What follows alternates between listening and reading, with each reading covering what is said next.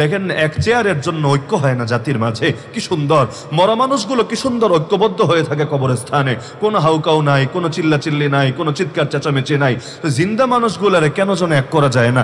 মরা ব্যাং এক পাল্লায় তুলে একসাথে মাপা যায়, জিন্দা ব্যাং আর 100 কেন 10টাই তুলে দেখেন না, তুলতে দেরি, কোনটা যে কোন দিক দিয়ে লাভ দিয়ে বের হবে এটা হতে দেরি না।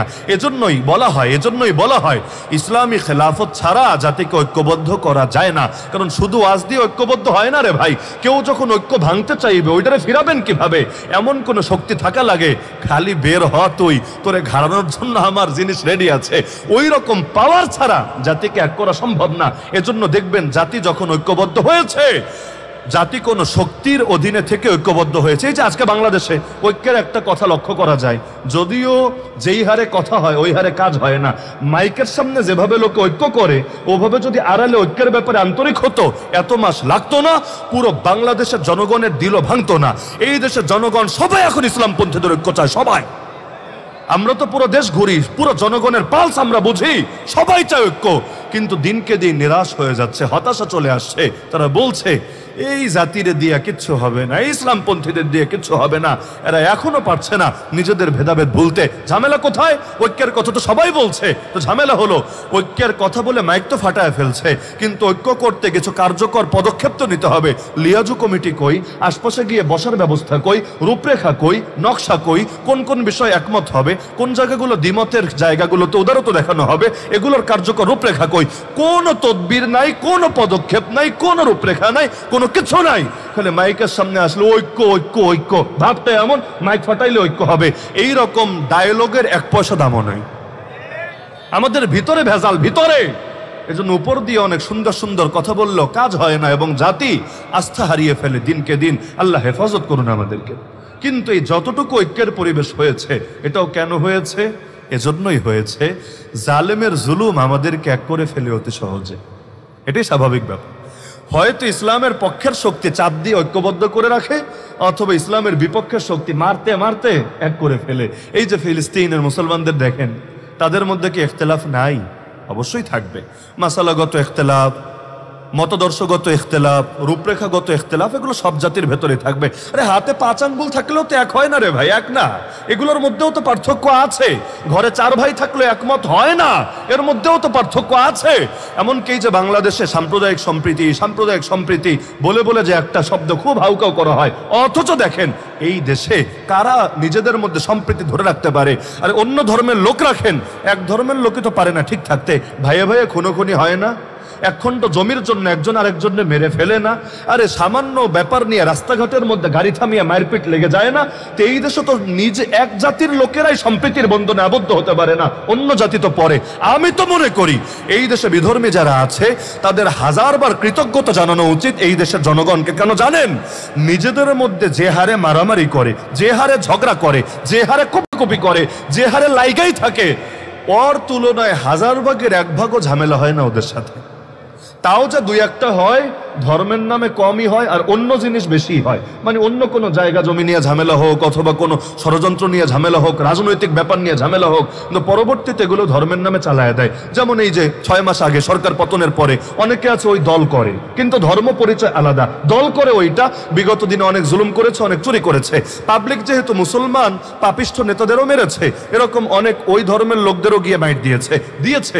এজন্য না যে ওর ধর্ম আলাদা, বরং এজন্য ফ্যাসিস্টের দালাল, ও হলো ফ্যাসিবাদের চামচা। কিন্তু পত্রপত্রিকায় কেউ নিউজ করেছে, বা ইন্ডিয়া টেলিভিশন তো গরম করে দিয়েছে, কি বলে? দেখ দেখ দেখ হিন্দু মারে, দেখ দেখ দেখ বিধর্মীদের মারে। অথচ হিন্দু হওয়ার কারণে তার টাচও করা হয় নাই। তাকে যদি কোনো কিছু করেও থাকে, মব যদি হয়েও থাকে, সেটা হয়েছে অন্য কারণে, তার জুলুম, তার ব্যক্তিগত আক্রোশ, তার বিগত দিনের ক্যারেক্টারের কারণে। কিন্তু দেখা যায় ইস্যুটা ঘুরিয়ে দেওয়া হয় সম্পূর্ণ পরিকল্পিতভাবে অন্যদিকে। তো এই দেশের মুসলমান নিজেরা যে হারে মারপিট করে, আরে পুরো বাংলাদেশ রাখেন, এক ব্রাহ্মণবাড়িয়াই ধরেন, আমি পচানোর জন্য বলছি না, ব্রাহ্মণবাড়িয়ার মানুষরা সাহসী, গফরগাঁওয়ের মানুষ, ব্রাহ্মণবাড়িয়ার মানুষ, এরকম আরো কিছু জায়গার মানুষ আছে সাহসী। তবে সাহসটা জায়গা মতো ব্যবহার করতে পারলে ইসলামের বিজয় হয়ে যাবে ইনশাআল্লাহ। তবে জায়গা মতো ব্যবহার না হলে মাঝে মাঝে একটু অজায়গায় ব্যবহার হয়ে যায় আর কি। বিয়ে শাদী বয়সে না করলে মাঝে মাঝে একটু তিরিং বিরিং এদিক সেদিক হয়ে যায়। তো এটা স্বাভাবিক ব্যাপার, পানি আসছে, যদি এটারা স্বাভাবিকভাবে আসতে দেন, রাস্তা করে দেন, ও স্বাভাবিকভাবে যাবে। কিন্তু যদি বাধা দেন, ভাঙ্গা চুরে যেদিক দিয়ে পারে সেদিক দিয়ে ছুটবে। তো এই যে দেখা যাচ্ছে এক ব্রাহ্মণবাড়িয়ায় যে হারে মুসলমানে মারপিট চলে, এর 1000 ভাগের 1 ভাগ মারপিট হয় কাফেরদের সাথে? হয় না তো। কিন্তু তারপরও কি হারে আমাদেরকে ট্যাগ দেয়, আমরা নাকি ওদের দাম দেই না, ওদের আমরা জানমাল হেফাজত করি না। অদ্ভুত ব্যাপার, নিজেদেরটা যা করি বেটা তোদেরটা এর চাইতে বেশি করি। মসজিদ পাহারা দেয় না, মন্দির গিয়া ঠিকই পাহারা দেয় বিপদের সময়ে, যখন ঝামেলা হওয়ার আশঙ্কা থাকে। মসজিদ কেউ পাহারা দেয় না, দেন আপনারা? মসজিদ কেউ দেয় না, কিন্তু ওদের মন্দির গিয়ে ঠিকই পাহারা দিয়েছে। তাও ধন্যবাদ না দিয়ে কতজনে আবার আমাদেরকে উৎখাত করার চেষ্টা চালাচ্ছে। আল্লাহ হেদায়েত দান করুন, আল্লাহ সহি আকল দান করুন এই পাগলদেরকে। তো এখন জালেমের জুলুম আমাদেরকে ঐক্যবদ্ধ করে দেয়। এখন দেখেন না বাংলাদেশে কি হারে মারপিট চলছে। মূল দল বাদ দেন, ছাত্রদের বিভিন্ন দলগুলাই যে হারে মারপিট শুরু করেছে। পাবলিক কেউ কেউ তো বলে বসে, আগেই মনে হয় ভালো ছিলাম, কারণ আগে তো নিজেরা মারপিট করে নাই, ওদের মায়ের খেয়ে সবাই আলিফের মতো সোজা থেকেছে।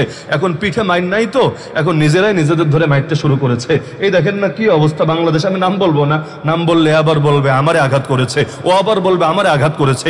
কিন্তু জাতির খাসলতের মধ্যেই কি জানি আছে, যখন দুর্বল থাকে খুব ঐক্য থাকে, যেই মাত্র একটু স্পেস পায়, চান্স পায়, কে যে কারে ল্যাং মেরে ফেলবে। আর হবেই না কেন? জাতীয় খেলা হাডুডু না?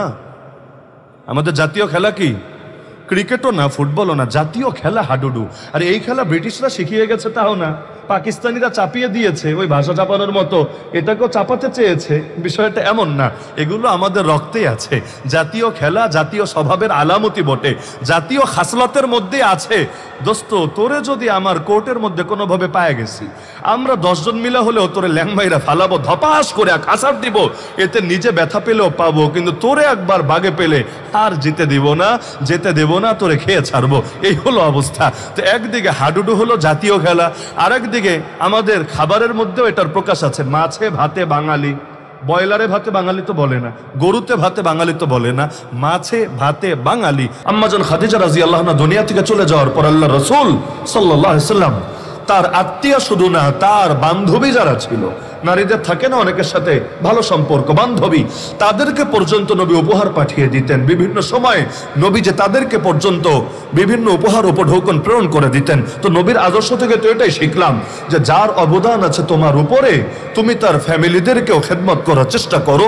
এটা মূলত ওই ব্যক্তিরই খেদমত হবে, এটাই তো যুক্তির কথা। আপনি যদি কোনো আলেমকে ভালোবাসেন, সে আলেম মিথ্যা মামলায় কারাগারে পড়ে আছে, মহাব্বতের দাবি এটাই হবে, একদিকে তার মামলা লড়ারও চেষ্টা করবেন, আরেকদিকে তার ফ্যামিলির খোঁজ খবর রাখবেন। এটাই যুক্তির দাবি, এটাই বিবেকের দাবি। আল্লাহ রাসূল চলে গেছেন, কিন্তু তার আহলে বাইতকে মহব্বত করি না কি করি না? এমনকি আমরা নামাজে দুরূদ শরীফেও শুধু নবীর জন্য না, তার ফ্যামিলির জন্য দোয়া করি না কি করি না? আল্লাহুম্মা সাল্লি আলা মুহাম্মাদ ওয়া আলা আলি মুহাম্মাদ। মুহাম্মদ তো আমার নবীর নাম, কিন্তু আলে মুহাম্মাদ আবার কি জিনিস? আলে মুহাম্মাদি আহলে বাইতুন নবী, আল্লাহর রাসূলের আহলে বাইত যারা, নবীর ফ্যামিলির সদস্য যারা, তা আহলে বাইতুন নবীর জন্য দোয়া করি কেন? এজন্যই দোয়া করি কারণ নবী যেমন ভাবে তাকে সম্মান দেখাতে হয়, তার ফ্যামিলিকে সম্মান দেখালে এটাও মূলত তার প্রতি সম্মান হয়। কুল লা আসআলুকুম আলাইহি আজরা ইল্লাল মাওয়াদ্দাতা ফিল কুরবা, এর একটা তাফসীর এটাও বটে। তাহলে শহীদদের যদি খেদমত করত অবশ্যই যৌক্তিক ব্যাপার হতো এবং আমাদের সকলের সমর্থন থাকতো, এবং প্রত্যেকে 2 টাকা দিয়ে হলেও এই খেদমতে শরীক থাকতো। কি থাকতেন না আপনারা? কি থাকতেন না? অবশ্যই থাকতেন। কিন্তু এগুলো না করে শহীদদের নামে মূর্তি বানালে শহীদদের কি ফায়দা হবে? আল্লাহ তাআলা বরকত দান করুন, রহমত বর্ষণ করুন শহীদ আবু সাঈদের ফ্যামিলির উপরে। শহীদ হওয়ার পরেই তার ফ্যামিলি সরকারকে জানিয়ে দিয়েছে, অনেকেই হয়তো জানেন, যে আমাদের আবু সাঈদের নামে কোনো ভাস্কর্য, কোনো মূর্তি নির্মাণ করা যাবে না, আমরা কিছুতেই সমর্থন করি না। আসলেই তাদেরকে হাজারবার ধন্যবাদ দেওয়া দরকার, তাদেরকে হাজারবার শুকরিয়া জানানো দরকার। এরকম ঈমান তো প্রত্যেকের ভেতরে থাকা দরকার যে যে চলে গেছে তার জন্য পারলে দোয়া করো আল্লাহর কাছে, কিন্তু তার নামে মূর্তি বানাবা, ভাস্কর্য বানাবা, এটা তার কি উপকার হবে? উল্টো এর দ্বারা এই তার নামে যে গুনাহগুলো ছড়ায় দিচ্ছ এটা তার জন্য মানহানি বটে, লজ্জাজনক বটে। তো এই ফুলগুলো না ছড়িয়ে যদি এই টাকাগুলো দিয়ে দরিদ্র মানুষের খেদমত করা হতো, এতিমদের সেবা করা হতো, যদি গরিব মানুষদের একবেলা খাবারের আয়োজন করা হতো, অবশ্যই ভালো হতো না মন্দ হতো?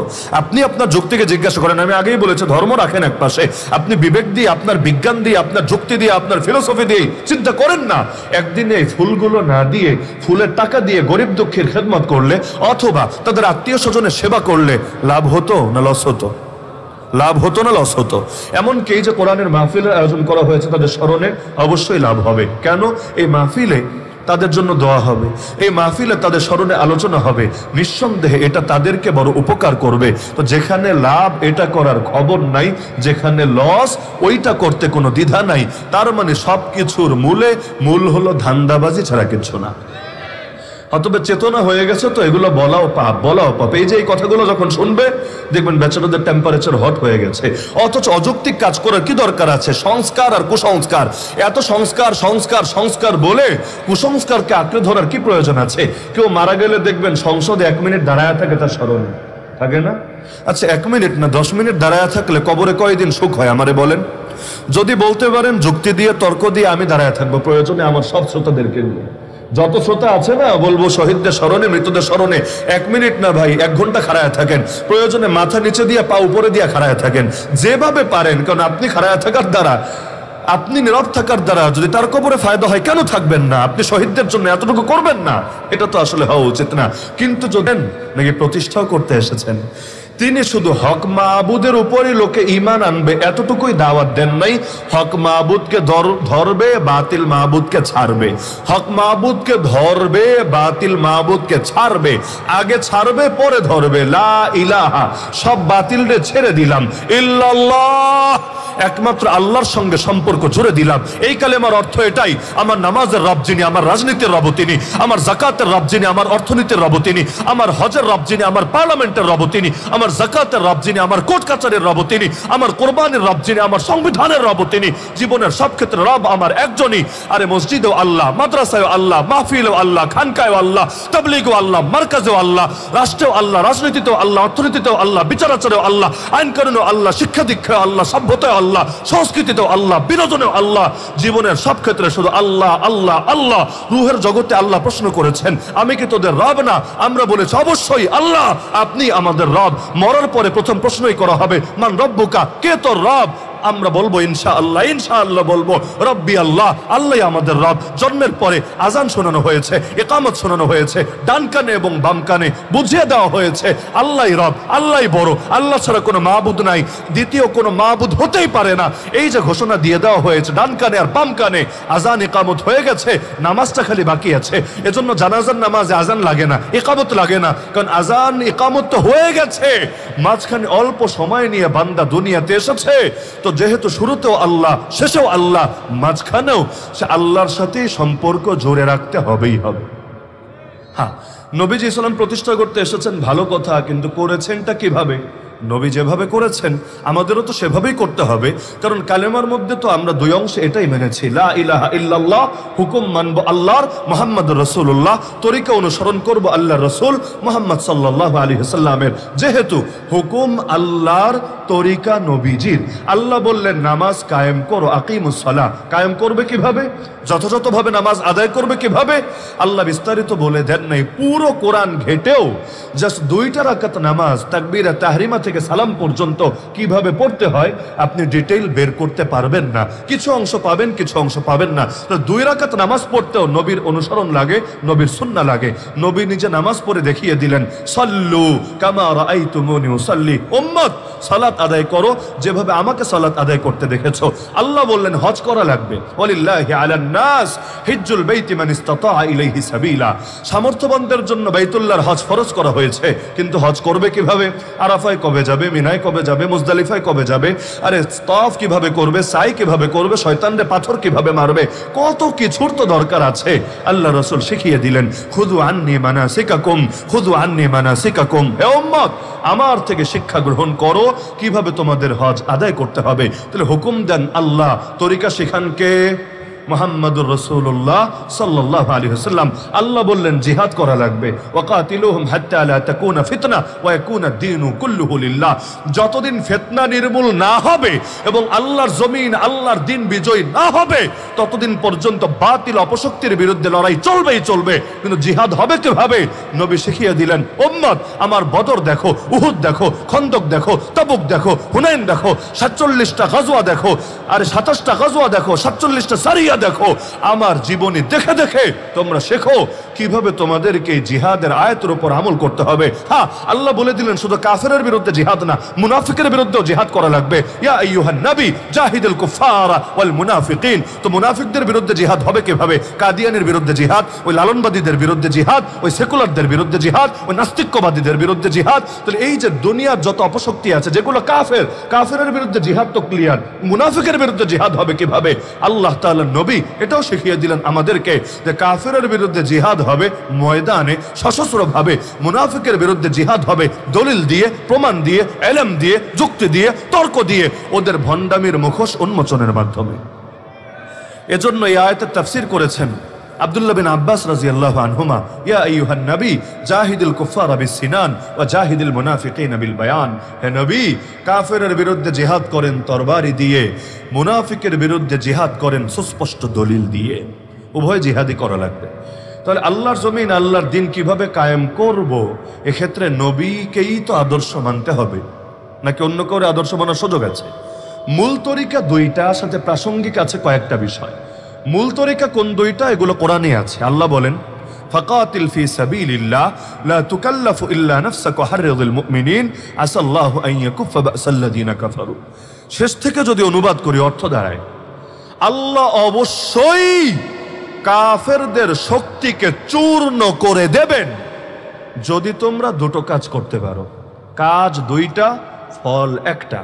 কাজ দুইটা, ফল একটা। ফল হলো আল্লাহ কাফেরদের শক্তিকে চূর্ণ করবেন, মানে ইসলামী শক্তির বিজয় ঘটাবেন। তবে কাজ করা লাগবে কয়টা?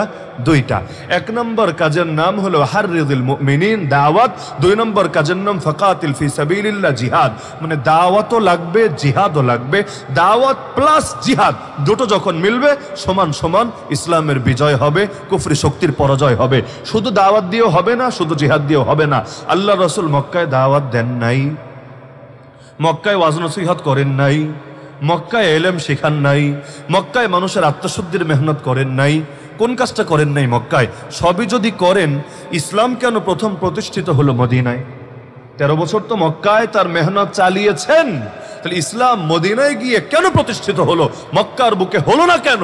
তার মানে ইসলামকে বিজয় করতে চাইলে যেমনি ভাবে দাওয়াত লাগে, ইলম লাগে, আত্মশুদ্ধি লাগে, একইভাবে ইসলামকে বিজয় করার জন্য আন্দোলনও লাগে, সংগ্রামও লাগে, জিহাদও লাগে, বিপ্লবও লাগে। উভয়টা যখন মেলে আল্লাহর জমিনে ইসলাম বিজয়ী হিসাবে আত্মপ্রকাশ করে। নবীজি তার জামানায় মদিনায় ইসলাম কায়েম করে দেখিয়েছেন, মক্কায়ও কায়েম করে দেখিয়েছেন। মদিনায় ইসলাম কায়েম করেছেন দাওয়াত দিয়ে, গণ আন্দোলন গড়ে তুলে, গণ বিপ্লব ঘটিয়ে। মক্কার বুকে ইসলাম কায়েম করেছেন জিহাদের মাধ্যমে। যদিও বাহিনী সামনে এসে লড়াই করার সাহস করে নাই, আগেই সারেন্ডার করে দিয়েছে, তবে নবী তো জিহাদের প্রস্তুতি নিয়ে গিয়েছেন, মুজাহিদ বাহিনী নিয়ে গিয়েছেন।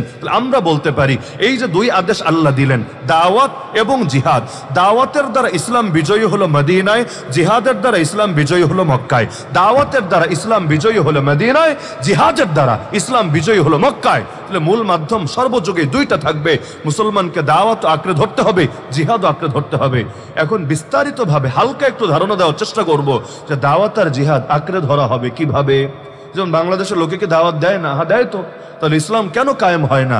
একটু ঝামেলা আছে। ঝামেলা হলো নবীজি দাওয়াত দিয়েছেন, আমরাও দাওয়াত দেই, তবে নবীর দাওয়াতের কয়েকটা বৈশিষ্ট্য ছিল। এর মধ্যে অন্যতম হলো আল্লাহ রসুল সাল্লাল্লাহু আলাইহি সাল্লাম প্রচন্ড দুর্দিনেও নিজের গোল কি, টার্গেট কি, লক্ষ্য কি, মিশন কি, ভিশন কি, এটা প্রকাশ করতে লুকোচুরি করেন নাই, তিনি দ্বিমুখিতা অবলম্বন করেন নাই, তিনি কোনো মুখোশ চেহারার মধ্যে ধারণ করেন নাই। হ্যাঁ, মায়ের খেয়েছেন, জেল খেটেছেন, রক্ত দিয়েছেন, আপনজনরা শহীদ হয়েছে, সেই কষ্টকে পর্যন্ত বরণ করেছেন, এক পর্যায়ে দেশও ছেড়েছেন, লেকিন নিজের মিশনকে প্রকাশ করতে কোনো দ্বিধা করেন নাই। যেমন একটা উদাহরণ দিলে বুঝবেন, মক্কার যুগে আল্লাহ রাসূলের কাছে প্রস্তাব দেওয়া হলো, আবু তালেবের মাধ্যমে প্রস্তাব নিয়ে আসলো আবু জাহাল গংরা, এসে বলল, আবু তালেব তোমার ভাতিজাকে থামাও, যে কোনো মূল্যে, সে যা চায় সব দিতে আমরা রাজি আছি।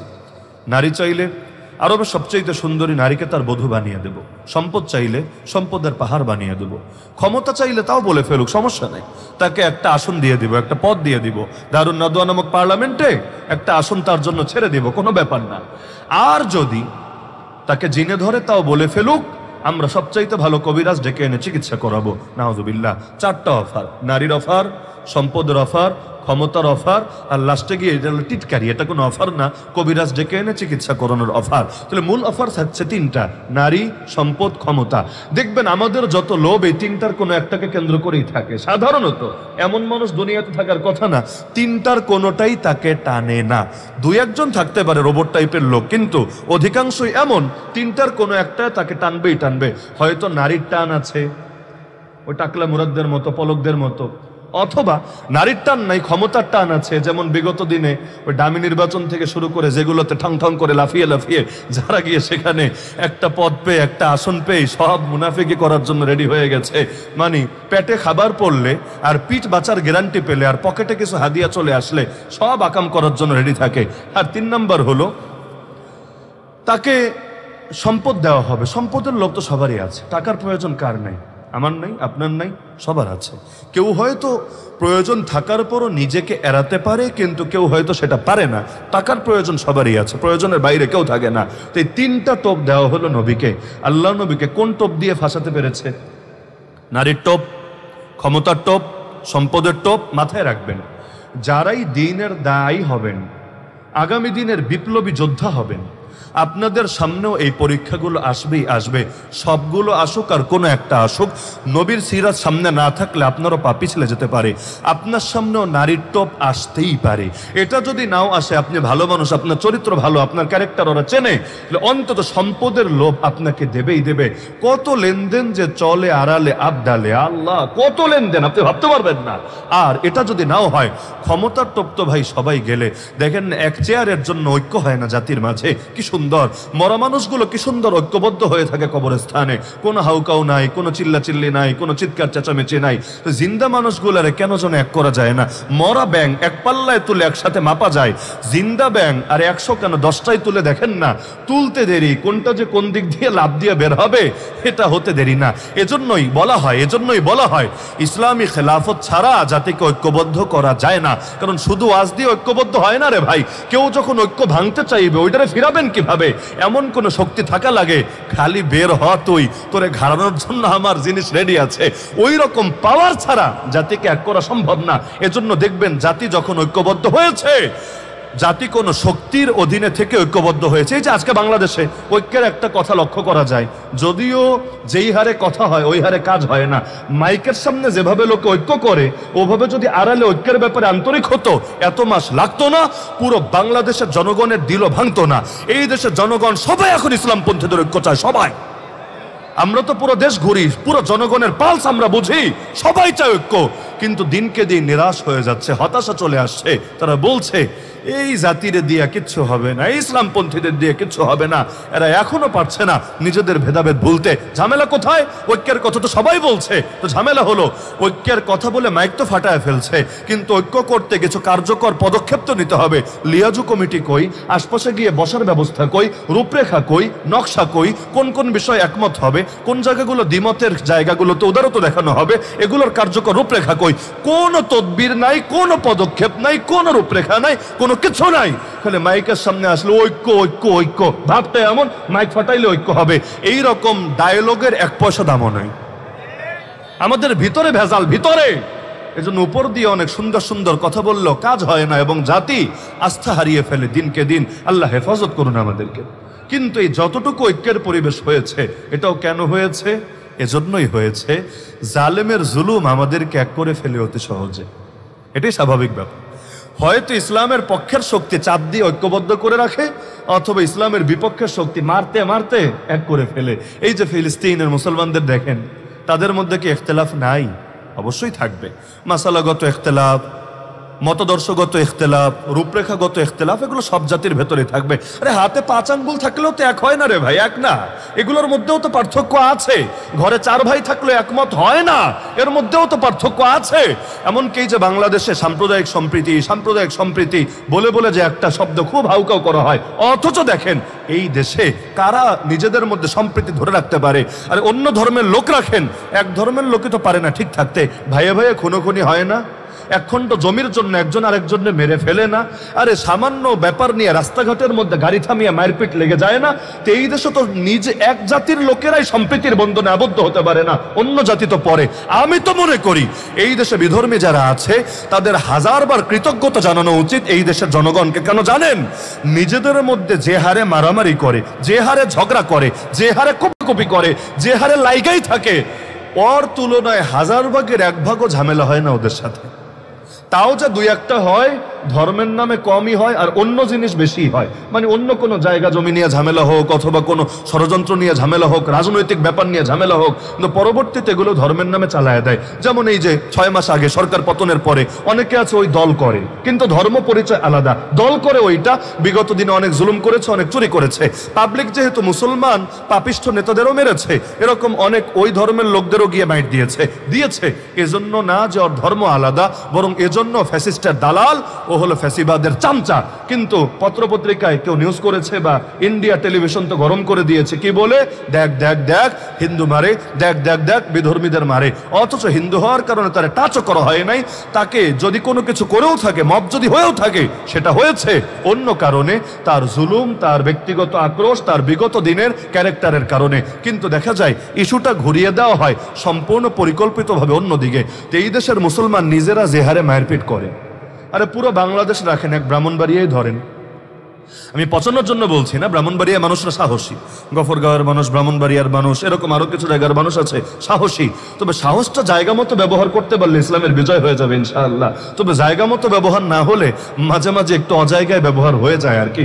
বিয়ে শাদী বয়সে না করলে মাঝে মাঝে একটু তিরিং বিরিং এদিক সেদিক হয়ে যায়। তো এটা স্বাভাবিক ব্যাপার। পানি আসছে, যদি এটারা স্বাভাবিকভাবে আসতে দেন, রাস্তা করে দেন, ও স্বাভাবিকভাবে যাবে। কিন্তু যদি বাধা দেন, ভাঙ্গা চুরে যেদিক দিয়ে পারে সেদিক দিয়ে ছুটবে। তো এই যে দেখা যাচ্ছে এক ব্রাহ্মণবাড়িয়ায় যে হারে মুসলমানে মারপিট চলে, এর 1000 ভাগের 1 ভাগ মারপিট হয় কাফেরদের সাথে?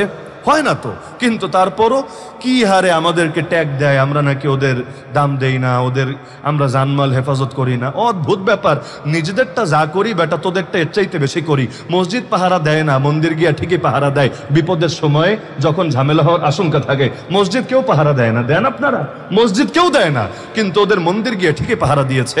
তাও ধন্যবাদ না দিয়ে কতজনে আবার আমাদেরকে উৎখাত করার চেষ্টা চালাচ্ছে। আল্লাহ হেদায়েত দান করুন, আল্লাহ সহি আকল দান করুন এই পাগলদেরকে। তো এখন জালেমের জুলুম আমাদেরকে ঐক্যবদ্ধ করে দেয়। এখন দেখেন না বাংলাদেশে কি হারে মারপিট চলছে।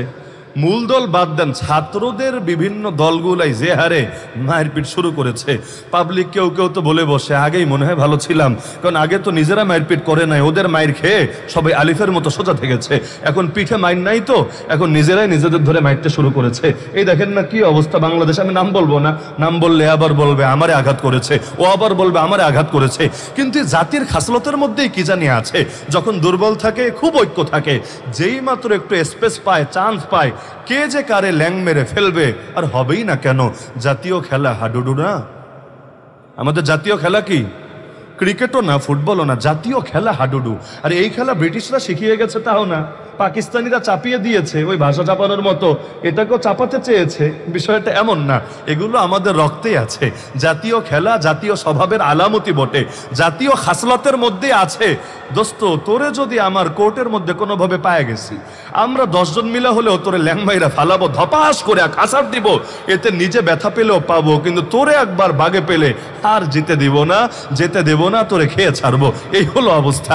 তো একদিকে হাডুডু হলো জাতীয় খেলা, আর একদিকে আমাদের খাবারের মধ্যেও এটার প্রকাশ আছে। মাছে ভাতে বাঙালি, ব্রয়লারে ভাতে বাঙালি তো বলে না, গরুতে ভাতে বাঙালি তো বলে না, মাছে ভাতে বাঙালি। আর মাছ তো মাশাআল্লাহ বড়টা চান্স পাইলে ছোটটা রেখে ফেলে। যে হারে খাওয়া খাওয়াই চলতে থাকে ওদের ভিড়ে, মাছ খেয়ে খেয়ে আমাদের ভেতরে স্বভাব একটু চলে এসেছে। কি এসেছে? একটু শক্তি পাইলেই আরেকটারে ধোয়া খায়া ফেলার চেষ্টা করে। যত ঐক্য সব হলো যখন পায়ের তলায় মাটি না থাকে তখন। আর পায়ের তলায় মাটি পেলে মানে মাঝে মাঝে মনে হয় ফ্যাসিস্ট লুকিয়ে আছে অধিকাংশ বাঙালির বুকের ভেতরে। এক ফ্যাসিস্ট লোকান্তরে, লক্ষ ফ্যাসিস্ট ঘরে ঘরে। আর যখন দিনকাল খারাপ থাকে সবাই যায় ঐক্যবদ্ধ হয়ে। দিনকাল একটু যদি ভালো হয় প্রতিটা ফ্যাসিস্ট আপন শক্তিতে জ্বলে ওঠে। কষ্ট পাচ্ছেন নাকি আপনারা? তো আল্লাহ রাসূল সাল্লাল্লাহু আলাইহি ওয়াসাল্লামের দাওয়াতের বৈশিষ্ট্য ছিল সেই প্রচন্ড দুর্বলতার হালতেও তিনি মিশনকে গোপন করতেন না। তিনি বললেন, আরে কিসের লোভ দেখাও, কিসের নারী, কিসের ক্ষমতা, কিসের সম্পদ? ফাওয়াল্লাহ, আল্লাহর কসম, ওয়াদাউ শামসা ফি ইয়ামিনি ওয়াল কমারা ফি ইয়াসারি আলা আন আতরুকা হাদাল আমরা মা তারাকতুহু হাত্তা ইউযহিরাহুল্লাহ ওয়া আহলিকা দুনাহু। আল্লাহর কসম করে বলছি, আমি মুহাম্মাদের হাতে আকাশে সূর্যটা যদি এনে দাও আমার ডান হাতে, আর বাম হাতে যদি আকাশে চাঁদটাও এনে রাখো, তবুও আমি থামবো না, তবুও দমবো না, তবুও এই পথ ছাড়বো না যতদিন না আল্লাহ তার জমিনে ইসলামকে করবেন জিন্দা, অথবা আমি মুহাম্মদ হব মুর্দা। হয়তো শরিয়ত জিন্দা হবে, না হলে শাহাদাত নসিবে জুটবে। হয়তো শরিয়ত নয়তো শাহাদাত, হয়তো খেলাফত নয়তো শাহাদাত। এক পর্যন্ত আমাকে কোনো কিছু দিয়ে তোমরা থামাতে পারবে না। তো নবীর বার্তা তো স্পষ্ট। এমন না যে মক্কায় মায়ের খেয়েছেন, দুর্বল ছিলেন, সুর পাল্টে দিয়েছেন, তখন বলেছেন না না ইসলাম চাই না, এই চাই সেই চাই, বিভিন্ন উদ্ভট কথা বলেছেন। না, মুসলমানের কথা ইসলামের শান অনুসারে হবে, কাফেরদের কথা কাফেরদের শান অনুসারে হবে। ওদের কথা আর আমাদের কথায়ও পার্থক্য থাকবে। তো মক্কার যুগেও আল্লাহ রাসূল স্পষ্ট রেখেছেন তিনি ইসলামের বিজয় চান, এবং যতদিন ইসলাম বিজয় না হবে তিনি থামবেন না। থামাতে চাইলে পথ একটা, তাকে মেরে ফেলা। মরলে থামবেন, কিন্তু যতদিন বেঁচে থাকবেন দিনকে বিজয়ী করার জন্য লড়াই চালাবেন। আজকের বাংলাদেশে আমরা ইসলামপন্থীরা সংখ্যায় সবচাইতে বেশি, শক্তিতে সবচাইতে দুর্বল। বিশ্বাস হয়? কোয়ান্টিটিতে সবার চাইতে এগিয়ে সংখ্যাগরিষ্ঠ, আর কোয়ালিটিতে আমরাই সংখ্যালঘু। আমরাই সংখ্যালঘু। হিন্দুত্ববাদীরা সংখ্যালঘু না, নাস্তিক্যবাদীরা সংখ্যালঘু না, বামরা সংখ্যালঘু না। এই দেশে কোয়ালিটিতে, শক্তিতে আমরাই হয়ে গেছি সংখ্যালঘু। রাজনৈতিকভাবে, সাংস্কৃতিকভাবে, উভয়ভাবে দেখেন আমাদের চাইতে বেশি দুর্বল আপনি কাউকে খুঁজে পাবেন না। এই যে ইসলামপন্থীদের অবস্থা কেন? আমাদের জনসমর্থন কম না, আমাদের জনসমর্থন সবচাইতে বেশি। বিশ্বাস হয় না? আমাদের জনসমর্থন যে হারে আছে, শাহবাগীদের জনসমর্থন কি আছে, ইসকনের জনসমর্থন কি আছে, কাফের মুশরিকদের, বামরামদের জনসমর্থন কি আছে? সব জনসমর্থন তো আমাদের। আরে আমরা ডাক দিলে পাবলিক ছুটে আসে একদম হুড়হুড় করে, পারলে পকেটে টাকা দিয়ে যায়, নিবে না দূরের কথা, দিয়ে যায়। আর ওরা বিরিয়ানির প্যাকেট দিয়েও লোক পায় না, মোটরসাইকেলে তেল দিয়েও লোক পায় না। এমনকি হুজুরদের নিয়ে ওদের এত জেলাসি কেন, এত হিংসা কেন? বড় কারণ এটা, ওরা বোঝে হুজুররা যতদিন থাকবে পাবলিক ওদেরকে খাবে না। এজন্য এই দেশে মাহফিলে রাজনৈতিক আলাপ নিষেধ, এটা যারা বলে তারাই কিনা প্রধান বক্তার আগে মাইকটা হাতে নিয়ে 2 মিনিট ভোট ভিক্ষা করে। কিরে ভাই, মাহফিলে না রাজনৈতিক আলাপ, ঠিক না? যে তুই এগুলো কি বলস, এগুলো কি চাস, তোর একটু লজ্জা শরম লাগে না? আচ্ছা বলবি, ভালো কথা, প্রধান বক্তার পরে যত মনে চায় বল, কত বলতে পারিস, তোর ভান্ডারে কত কথা আছে, বল বল বল, বলতে থাক। না, সেটা বলবে না, কারণ জানে দোয়াটা করে হুজুর চলে গেলে ওই পাবলিক আর বক্তব্য শোনার জন্য আর মার্কার ফজিলত শোনার জন্য 1 সেকেন্ডও বসে থাকবে না। তাহলে ধর্মরে পুঁজি করে, ধর্ম নিয়ে ব্যবসা করার চেষ্টা করে, হুজুরদেরকে বসায় রেখা। তা আগ থেকে বলেন না, আগ থেকে বললে আমরা অনুমতি দেবো না, প্রশ্নই আসে না, অনুমতি কিছুতেই দেবো না। আগ থেকে বলে না, আগ থেকে চুপচাপ থাকে, বলে হুজুর আপনার বয়ান 10:30 থেকে, ভালো কথা, এসে বসবো। চোরের মতো করে একজন এসে, হুজুর 5টা মিনিট একটু দেওয়া যাবে? এগুলো করে না, এগুলো করে না। তার মানে কি জনসমর্থন ওদের বেশি না, আমাদেরই বেশি। কিন্তু কাজে লাগে না কেন? 2 কারণে। একটা তো অনৈক্য বোঝেনি, আর আরেকটা হলো জনসমর্থন আছে, জনশক্তি নাই। যে হারে জনসমর্থন আছে ওই হারে জনশক্তি নাই। আমরা, কষ্ট নিয়েন না, আমরা আমরা ওই কচু পাতার পানি দেখেই খুশি হয়ে যাই, আহ কত পানি, কি সুন্দর পানি, দেখলে দেখতেই মনে চায়। কিন্তু আমরা একবার চিন্তা করি না, বাতাস আসতে দেরি, এই পানি গড়িয়ে পড়তে দেরি না। আল্লাহ রসুল বিপ্লব করেছেন অতি অল্প সংখ্যক সাহাবীকে নিয়ে। এই যে আজকের মাহফিলে যে কয়জন লোক আছেন, এর চাইতে কম সংখ্যককে নিয়ে নবীজি এক বিপ্লব ঘটিয়ে দিয়েছেন দুনিয়ার বুকে। তো এত কম মানুষ নিয়ে কিভাবে বিপ্লব করলেন? মক্কায় 13 বছর দাওয়াত দিয়েছেন, 1000 লোক কালেমা পড়েন, 1000ও না, এত কম মানুষ নিয়ে এক মদিনা ইসলাম কায়েম করে ফেললেন। আর আমরা এত মানুষ, এক মিরপুরে কত মুসলমান, শুধু এক মিরপুরে কত মুসলমান, কিন্তু 1 ইঞ্চি জমিনও বিগত প্রায় 350 বছরে 1 সেকেন্ডের জন্য আল্লাহর দিন জিন্দা করতে পারি নাই। 1757 থেকে আজ 2025-এর 21শে ফেব্রুয়ারি, এই দীর্ঘ সময় প্রায় 350 বছর হতে চলছে, 1 সেকেন্ডের জন্য ইসলাম বিজয় করতে পারি নাই। কেন? মুসলমান কম, নবীর উম্মত কম, আল্লাহর বান্দা কম, আরে নামাজি কম, রোজাদার কম, মাদ্রাসা কম, ওয়াজ মাহফিল কম, তবলিগ কম, ইজতেমা কম, খানকা কম। কোন জিনিসটা কম আমাকে বলেন? যত দিন যাচ্ছে সব জায়গায় লোক তো বাড়ছে, মাহফিল হচ্ছে আরো বেশি, লোক তো কমে নাই, লোক তো আরো বেড়েছে, মাদ্রাসা হয়েছে আরো বেশি, ছাত্র তো কমে নাই, আরো বেড়েছে। সবই যদি বাড়ে, ইসলামের বিজয় হতে ঝামেলা থাকছে কোন জায়গায়? ওই 2টা জায়গায়। 1 নাম্বার, অনৈক্যতা আছে, এটা ব্যাখ্যা করা লাগবে না, সবাই বোঝেন। কিন্তু জনসমর্থন আছে, জনশক্তি নাই। আরে আল্লাহ নবীর জামানার বদর দেখেন আর হুনাইন দেখেন। আমি শুধু অতি সংক্ষেপে ইশারা দিয়ে দিয়ে আজকের আলোচনা করা লাগবে, তাহলে এত লম্বা বিষয় এত অল্প সময় আলোচনা করা সম্ভব না। বদর দেখেন, হুনাইন দেখেন। বদরে মুসলমান ছিল কত? 313। এর মধ্যে লড়াইয়ে নেমেছে কয়জন? 305। বাকি 8 জন অন্যান্য দায়িত্বে ছিলেন, যাদের মধ্যে ওসমান রাদিয়াল্লাহু আনহু ছিলেন। নবী তাকে মদিনায় পাঠিয়ে দিয়েছিলেন, নবী কন্যা ওসমানের স্ত্রী অসুস্থ ছিল, তার সেবা করার জন্য। তাহলে ময়দানে 305, কাফের 1000, ফলাফল ইসলাম বিজয়ী। হুনাইনের ময়দানে মুসলমান কত বেশি, কাফেরদের চাইতেও 3 গুণ বেশি। ফলাফল এমন ভাবে তীরের বৃষ্টি আসলো, পালানোর জায়গা খুঁজে পাচ্ছিল না। إذ أعجبتكم كثرتكم فلم تغن عنكم شيئا وضاقت عليكم الأرض بما رحبت। জমিনটা সংকীর্ণ হয়ে গেল, একদম সংকীর্ণ। আল্লাহর রাসূল আর 2-1 জন সাহাবী ছাড়া পুরো ময়দান খালি হয়ে গেল। নবী ছিলেন ময়দানে, আনা নবিয়্যু লা কাযিব আনা ইবনু আব্দুল মুত্তালিব, ঠান্ডা মাথায় কবিতা বলছিলেন, কিন্তু অধিকাংশ মানুষ পালিয়ে গেল। কেন? বদরে এত কম সংখ্যা নিয়ে পালায় নাই, হুনাইনে এত বেশি সংখ্যা নিয়ে প্রাথমিকভাবে পালিয়ে গেল। অবশেষে আল্লাহ তাআলা দিলটারে মজবুত করলেন, আবার তারা ফিরে আসলো। কারণ কি ছিল? কয়েকটা কারণ ব্যাখ্যা করা যায়। এর মধ্যে অন্যতম কারণ, যেটা আমাদের আলোচনার সাথে প্রাসঙ্গিক, বদরে লোক কম ছিল, কিন্তু প্রত্যেকে দক্ষ জনশক্তি ছিল। লোক কম, কিন্তু প্রত্যেকে এক একটা বারুদ, এক একটা বিপ্লব, একাই 100। কারণ দীর্ঘ বছর পর্যন্ত তারা নবীর থেকে শুধু শিক্ষাও না, শিক্ষা তো পেয়েছেন, দীক্ষাও পেয়েছেন, প্রশিক্ষণ পেয়েছেন, তারবিয়াত পেয়েছেন, তাজকিয়া হাসিল করেছেন। প্রত্যেকের ঈমান এমন ঈমান, জমিনে বসে দোয়া করে আসমান থেকে রবের নুসরাত জমিনে নেমে আসে। তাহলে এই যে শক্তি নিয়ে নেমেছেন, দক্ষ জনশক্তি, লোক কম ছিল, কিন্তু আলহামদুলিল্লাহ ওদের কদমরে শুধু নাড়িয়ে দেয় নাই, ওদের মেরুদণ্ডকেই ভেঙে দিয়েছিল। কুফরের মেরুদণ্ডই ভেঙে গেছে, যার কারণে এই দিবসকে আল্লাহ নাম দিয়েছেন। এই 17 রমজান বদর দিবস না, এই দিনটারে আল্লাহ বলেছেন ইয়াউমুল ফুরকান। 10 নম্বর পরে পাবেন সূরা আনফালের ভেতর, ইয়াউমুল ফুরকান, পার্থক্যকারী দিবস। হক আর বাতিলের মধ্যে পার্থক্যকারী। অপরদিকে হুনাইনে লোক বেশি, কিন্তু অধিকাংশ এখানে আমাদের মতো আর কি, ভক্ত সমর্থক টাইপ। মানে কি? এখানে ধরেন লোক অনেক বেশি, বড় একটা অংশ তারা মুসলমান হয়েছে কয়দিন আগে, কেউ 2 মাস আগে, কেউ 6 মাস আগে, কেউ 1 সপ্তাহ আগে, কেউ 2 দিন আগে, একদম নও মুসলিম। মক্কা বিজয়ের পরে আর ঈমান এনেছে। মক্কা বিজয়ের কিছু পরেই তো হুনাইনের যুদ্ধ হলো, নও মুসলিম, নতুন মুসলমান, এখন ওইভাবে তারবিয়াত পায়নি। আর আগে লোক ছিল কম, প্রত্যেকেই অনেক লম্বা সোহবত পেয়েছে। এখন লোকও বেড়েছে, প্রত্যেকেরও ব্যস্ততা আছে, নবীরও কাজ অনেক বেড়েছে। প্রত্যেকে ওইভাবে আগের সাহাবীদের মতো এত তারবিয়াত পায় নাই, ভেতরটা এত সুন্দর করে গড়ে ওঠে নাই। এমনকি মজার বিষয়, অনেক কাফেরও ছিল হুনাইনের ময়দানে, মুসলমানদের সাথে যুদ্ধ করতে এসেছে। বলবেন এটা কেমন কথা? কাফের আসে মুসলমানের সাথে জিহাদ করতে? হ্যাঁ এসেছে। কেন? গনিমতের লোভে। যখন আপনারা 5ই আগস্ট গণভবনে গেলেন, বিপ্লবীরাও গিয়েছে, চোর মামারাও গিয়েছে, তাই না? কেউ গিয়েছে বিপ্লবের পূর্ণতা ঘটাতে, আক্রোশ ঝাড়তে, কেউ গিয়েছে যা কপালে জোটে আর কি, পাঙ্গাসি পাই, অথবা একটা এসি পাই, একটা ফ্রিজই পাই, যদ্দূর পাই। বলে না বাঙালি মাগনা পাইলে আলকাতরাও খায়, লোকে বলে, আমি বলি না, মাগনা পাইলে আলকাতরাও খায়। তো যা পাবে তাতেই তো লাভ। একদল বুলডোজার নিয়ে 32 নম্বরে গিয়েছে। কেন? ক্ষোভ মেটাতে, আক্রোশ মেটাতে এবং ফ্যাসিবাদের কফিনে শেষ পেরেক ঠুকতে।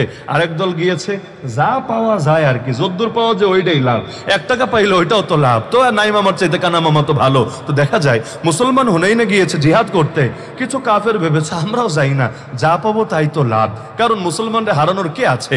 যখন 313 ছিল তখনই হারে নাই, আজকে 10,000, আজকে কোন বাপের বেটা হারাবে?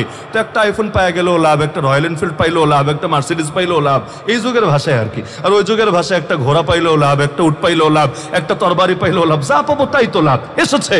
তো এদের ভেতরের হালত কেমন আর বদরের মুসলমানদের ভেতরের হালত কেমন? তাহলে সংখ্যা তো বেড়েছে কিন্তু কোয়ালিটিতে একটু ঘাটতি দেখা দিয়েছে, নজর আল্লাহর থেকে সরে সংখ্যার দিকে চলে গিয়েছে। ইয আজাবাতকুম কাসরাতুকুম, সংখ্যাধিক্যের মুগ্ধতায় পড়ে গিয়েছে, ফলাফল কোনো কাজে আসলো না সংখ্যা। অবশেষে তাদেরকে প্রাথমিকভাবে এমন পরিস্থিতির শিকার হতে হলো, মনে হচ্ছিল আজকে কেউ বাঁচবে না, সবাইরা জানে মরতে হবে। তাহলে কি বুঝলেন? শুধু জনসমর্থন থাকলেই চলে না জনশক্তি লাগে? আমরা তো মাশাআল্লাহ অনেক সময় নেতা গড়লেই খুশি, নেতা সর্বস্ব